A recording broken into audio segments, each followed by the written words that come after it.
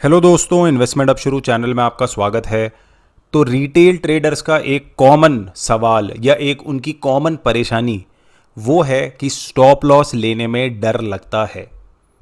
अब देखिए, stop loss होना या स्टॉप लॉस में मज़ा ना आना, अच्छा ना लगना, ये तो सबके साथ कॉमन है। लेकिन बहुत सारे लोगों को स्टॉप लॉस लेने में बहुत ज़्यादा डर लगता है। तो आज की वीडियो देखिए, जितने भी ट्रेड्स चल रहे हैं आपके सामने, सब में स्टॉप लॉस होगा। किसी भी ट्रेड में मेरा टारगेट हिट नहीं होने वाला है। और ये चीज़ मैं आपको इसलिए दिखा रहा हूँ, ये चीज़ प्रूव करने के लिए कि स्टॉप लॉस सबके साथ होता है, मेरे साथ भी होता है, बाकी लोग जो बड़े से बड़े ट्रेडर कोई भी ट्रेड कर रहा हो सबके साथ में स्टॉप लॉस होता है। तो स्टॉप लॉस जब इतना कॉमन है तो स्टॉप लॉस लेने में आखिर डर क्यों लगता है, उसके बारे में आज हम बात करने वाले हैं। तो स्टॉप लॉस लेने में डर क्यों लगता है, उसके दो मेन कारण है। पहला है पैसे का लॉस, पैसा लॉस होने का डर, नुकसान होने का डर। और दूसरा कारण है गलत प्रूव होने का डर। ये दोनों जो डर हैं ये बहुत ज़्यादा हाई होते हैं लिस्ट में। आप चाहे किसी भी इंसान से बात कर लीजिए कि भाई पैसे का नुकसान और खुद गलत प्रूव हो जाना, ये दोनों बहुत हाई होंगे।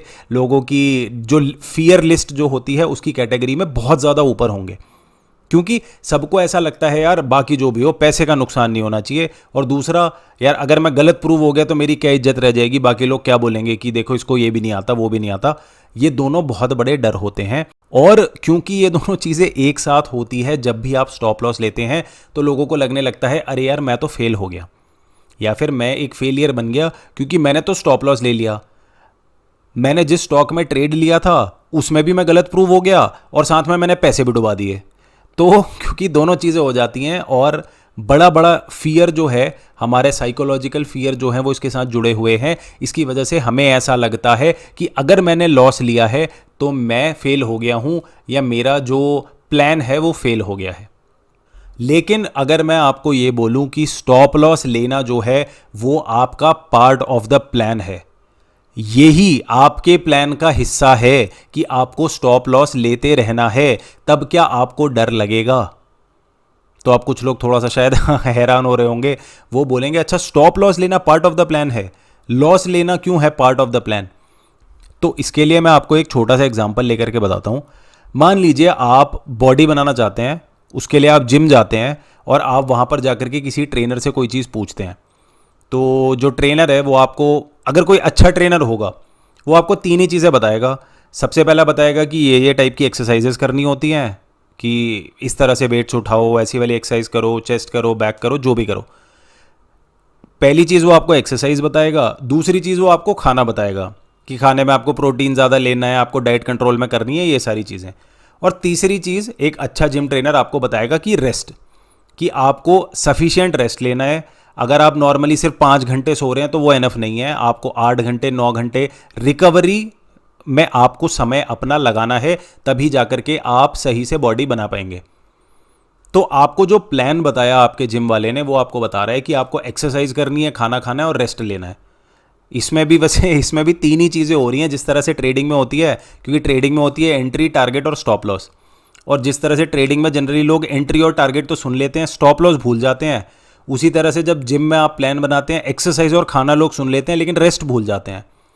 तो अब इसके चक्कर में होता क्या है, एक दिन 2 दिन 1 हफ्ते 2 हफ्ते आप खूब जोर लगा करके अपनी एक्सरसाइज करते हैं, खाना वाना भी सब कुछ ट्रैक पे चल रहा होता है, लेकिन आप अपनी नींद को इंप्रूव करते नहीं, आप सफिशिएंट रेस्ट लेते नहीं हैं, जिसकी वजह से आपकी बॉडी रिकवर नहीं होती और आपके हाथों पैरों में दर्द और सब जगह दर्द, इंजरी के चांसेस वगैरह भी बढ़ जाते हैं। तो अब ये बताइए कि रेस्ट लेना मतलब रेस्ट लेना जिसमें आपको कुछ नहीं करना होता, आपको मेहनत नहीं करनी होती है, वो ना करने से आपका नुकसान हो रहा है। देखना कितना सोचने में कितना ज़्यादा काउंटर इंट्यूटिव है कि आप जा रहे हैं जिम मसल्स बनाने के लिए और आप क्योंकि रेस्ट नहीं ले रहे हैं आप क्योंकि रिकवरी नहीं कर रहे हैं, इसकी वजह से आपकी बॉडी नहीं बन पा रही है। तो ये चीज़ इसलिए हो रही है क्योंकि आप अपने बनाए हुए प्लान को फॉलो नहीं कर रहे हैं। अगर रेस्ट लेना पार्ट ऑफ द प्लान है तो आपको रेस्ट लेना पड़ेगा और आपको अपने प्लान को फॉलो करना पड़ेगा। ठीक उसी तरीके से जब आप स्टॉप लॉस नहीं ले रहे हैं तो आप अपना ही प्लान फॉलो नहीं कर रहे हैं। अगर आप किसी भी अच्छे ट्रेडर को जानते हैं, आपको ये पता होगा कि ट्रेडिंग में एक ट्रेडिंग का प्लान होता है कि ये मेरा प्लान है, ये मेरा सेटअप है, यहां पर मैंने एंट्री करनी है, यहां पर मैंने एग्जिट करनी है, ये मेरा रिस्क मैनेजमेंट है, यहाँ ये इस तरह से कि ट्रेड नहीं लेने हैं मुझे, इस तरीके के ट्रेड लेने हैं मुझे, इस तरह की सारी चीज़ें होती हैं। तो अपने प्लान पर आपको टिकना होता है और उस प्लान में छोटे छोटे लॉसेज लेना, स्टॉप लॉसेज लेना, ये पार्ट ऑफ द प्लान होता है। तो अगर आप स्टॉप लॉस ले रहे हैं तो आप फेल नहीं हुए हैं। अगर आप स्टॉप लॉस ले रहे हैं तो आप अपने प्लान को सक्सेसफुली एग्जीक्यूट कर रहे हैं, क्योंकि छोटा लॉस लेना is part of the plan. लेकिन अगर आपको स्टॉप लॉस में डर लग रहा है और आप स्टॉप लॉस नहीं ले रहे हैं तो आप अपने प्लान में फेल हुए हैं। यही है वो प्रॉब्लम जिसकी वजह से मैक्सिमम रिटेल ट्रेडर्स जूझ रहे होते हैं। क्योंकि सोच देखिए कितनी ज्यादा, कितना काउंटर इंट्यूटिव है ये वाली चीज को सोचना कि लॉस लेना ये पार्ट ऑफ द प्लान है और लॉस ना लेना यानी कि आप फेल हो रहे हैं। अब कुछ लोगों का सवाल ये भी हो सकता है कि भाई स्टॉप लॉस क्यों लेना है और जिस प्लान की बात कर रहे हो ये कौन सा प्लान है। तो प्लान वगैरह क्या है, उसके लिए तो पूरा का पूरा ट्रेडिंग कोर्स निकाल दिया है, उसका लिंक मैं डिस्क्रिप्शन बॉक्स में डाल दूंगा। आप जाकर के पूरा कोर्स कर सकते हैं जिसमें आपको ट्रेडिंग करने के लिए A to Z सारी की सारी चीज़ें बता रखी हैं। लेकिन ओवरऑल जो बात आपको समझनी है वो ये समझनी है कि आपने अपने प्लान को फॉलो करना है बस। तो आप क्या कीजिए, आप अपने ट्रेडिंग प्लान को एक जगह पर लिख करके रख लीजिए कि मेरी एंट्री यहां पर होगी, अगर स्टॉप लॉस आएगा तो मैं यहां पर लॉस लेकर के एग्जिट करूंगा, अगर टारगेट आएगा तो मैं यहां पर टारगेट मैं अपना प्रॉफिट कमा करके एग्जिट करूंगा। ये सारी की सारी चीज़ों को लिख करके रख लीजिए।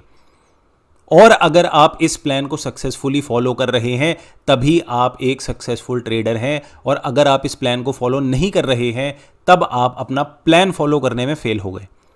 और प्लान को अगर सक्सेसफुली फॉलो करना है तो आपको स्टॉप लॉसेज लेने पड़ेंगे। तो आपको अपने दिमाग को इस तरह से ट्रेन करना है कि स्टॉप लॉस लेना बिल्कुल भी फेलियर नहीं है।